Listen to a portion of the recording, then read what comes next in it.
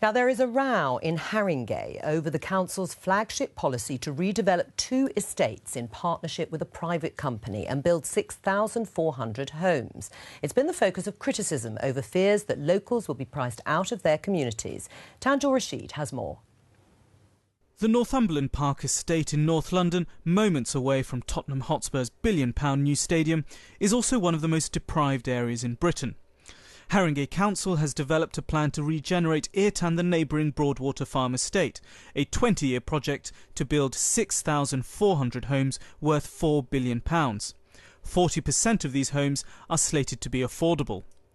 The plan involves the council partnering with the property company Lend-Lease in a 50-50 venture known as the HDV, or Haringey Development Vehicle.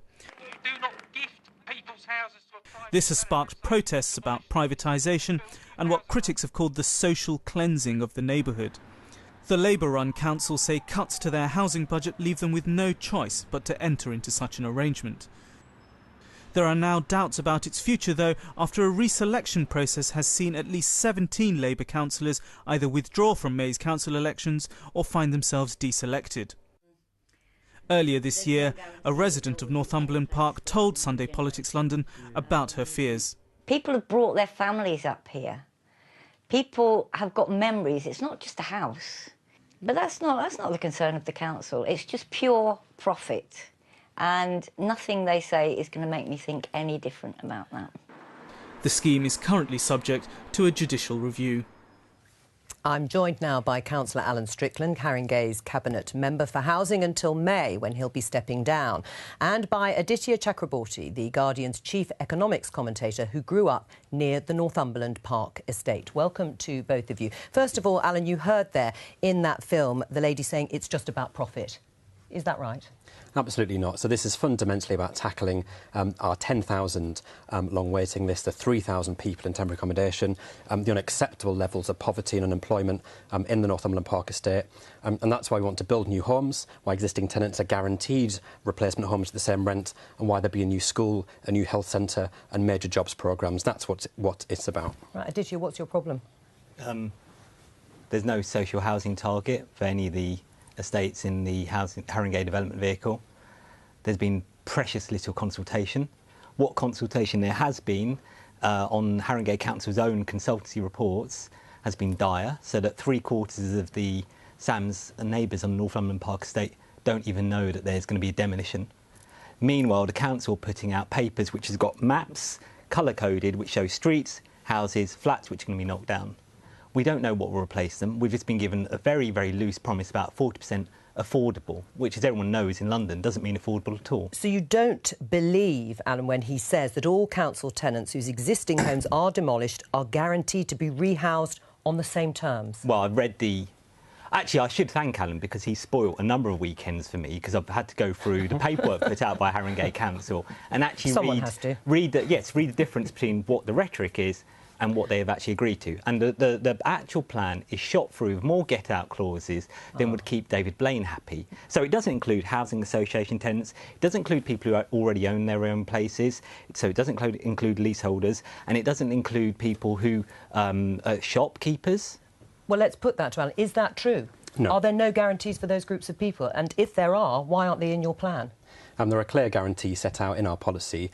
And I know Aditya's raised the leaseholder issue before, so I checked the policy this morning. It's mentioned on page 2. So there are clear guarantees for tenants, for leaseholders. Sorry, Alan. Section 5.44, I can actually quote you the paragraph. I know it so well by now. Section 5.44 of your members' agreement that you voted through this summer does not give those guarantees. It's shot through with get-out clauses. It also makes clear that all the promises you make do not apply to estates beyond Northumberland Park and a couple of the others in the first tranche. Right. So people on Broadwater Farm are not subject to those same promises. Well, I think what I'm talking about is the very clear policy the Cabinet adopted that gives clear guarantees for estates that might be regenerated. Yeah, you've got an estate renewal policy which is different from in black and white. That's different from the policy you've signed. We have been very, very clear that trumps any other document, and our lawyer has made that very clear as well. Can Lend-Lease be trusted to regenerate the estate in the way that you are certainly saying today?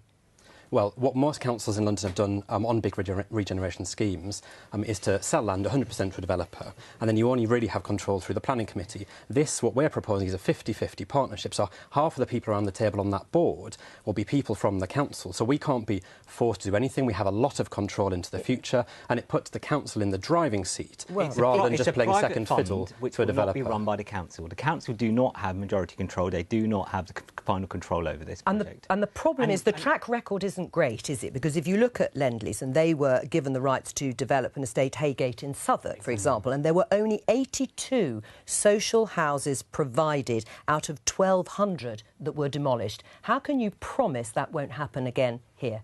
Well, we made very clear to everybody who bid for this that we absolutely expect to see large amounts of affordable housing, new clinics, new schools and other things. And Lend-Lease have got a good track record of working with the public sector. And in fact, Lend-Lease have built several things for the BBC. Where's your target for the social housing?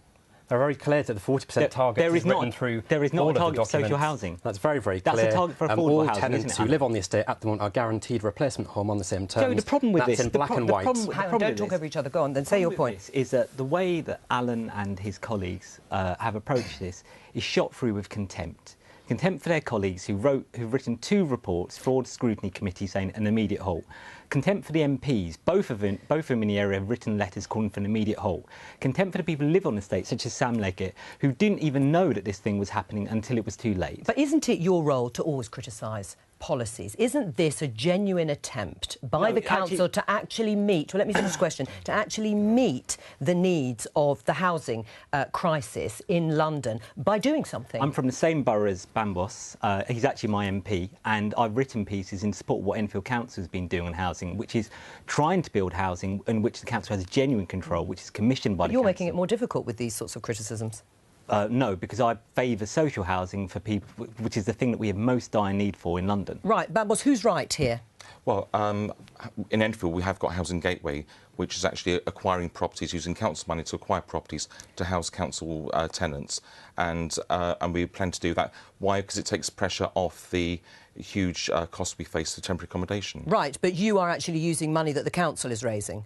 The council is raising, the council's borrowing the money to buy property. Isn't that the problem, that actually councils need to have more powers to be able to borrow larger amounts of money so that they can invest in the sorts of housing schemes that are needed in places like Haringey without running into these sorts of problems? I think we know why, for historical reasons, there's been a reluctance from central government, not just Conservative central government, actually. Yeah, but should that change? Should that change, Markfield, because you've stripped council spending to the bone? What I do think, I mean, I feel very sorry for the situation Alan finds himself in. You know, he's almost being punished for trying to actually deal with the housing crisis. And the truth is, I've been an MP 16 years. I was a councillor in Kensington and Chelsea in London. So essentially for 25 years, I've been involved in London politics as an elected politician.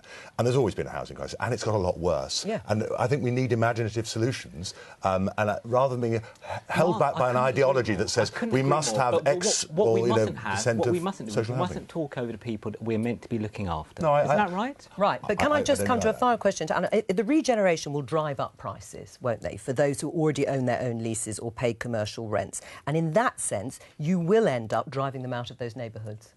Well, as I said, if you live on one of those estates at the moment, you are guaranteed replacement home on the same terms. We're working hard. We've got a full-time team of staff out every day talking to tenants on these estates. It's not the case. We're not listening. And our desire to do something is driven by people saying, we need more homes, we need more jobs, please sort out the local school, please get us more health services. We're being driven by what residents are telling us. Will you be reassured at all?